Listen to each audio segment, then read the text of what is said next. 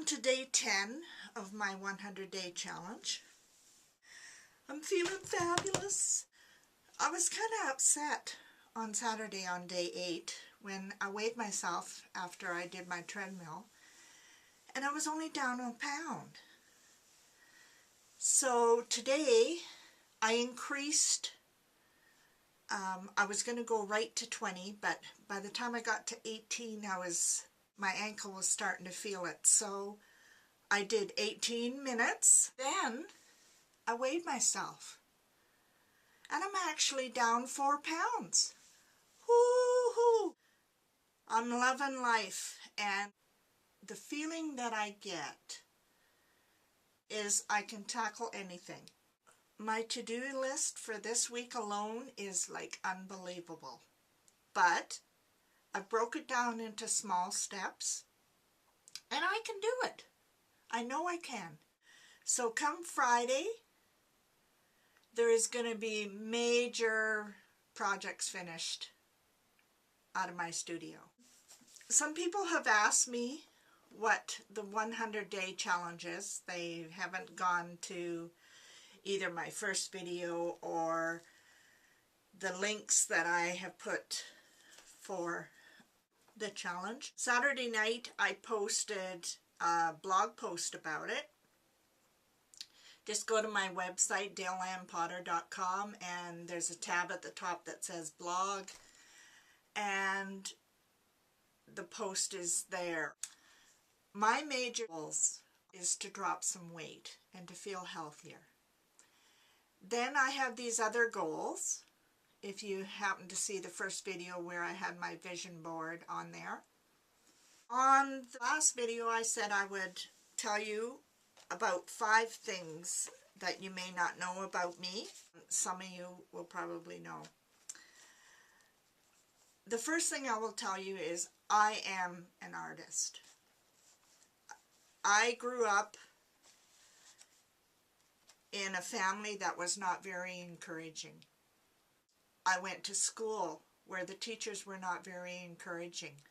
I have worked very hard at being positive and loving myself. And when I finally acknowledged that I was an artist, that changed my life, because I need art in my life. Another point about me is what you see is what you get. I'm not afraid to speak out for myself. If somebody is giving me grief, or my kids, I'm speaking out. I'm sorry. That's the way I am. Another point about me is I'm trustworthy.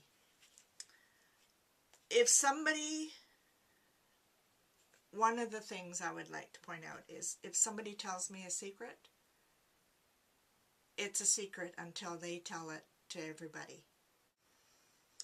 I have been in the situation where I have told a secret thinking that the person that I was talking to was a good friend and would keep the secret. And they don't. If you tell me a secret, you can be assured that I won't tell it to anybody. To me, that's what trustworthy is. Another thing that you may not know is I am a 12-and-a-half-year cancer survivor. I had cervical cancer in the fall of 1998. I'm happy that I'm here. I'm happy that I went through the chemo and radiation. The chemo was added as a part of a study that I was in. My thinking was, it's a study, and if I could do it and it worked, who knows who else it could help. It may not do anything, add anything to the treatment, but I was willing to try, and staying positive through that whole process, I think, is what got me through it. And I worked part-time through the whole process. And the nurses at the cancer clinic would always, "You're always so happy." I'm alive. That's, you know. The only thing that gets me about the cancer is that my sister got lung cancer and she didn't survive. Another thing that you might not know about me is because here I am on videos on YouTube, is I'm a very shy person. I grew up, as I said, in a family that was not very encouraging. And I had to work hard at being in front of other people, whether it was at school or 4-H or at work in the job that I had. I was an office manager at one time, and I had to take Dale Carnegie classes so that I would be able to be in front of people. I do have to work at it. I'm one of these type of people that I enjoy my time being by myself. I love myself, and I don't mind being by myself. I know there's all kinds of people that hate being by themselves. I grew up with 5 brothers and sisters, and we had jobs on the farm that we had to do.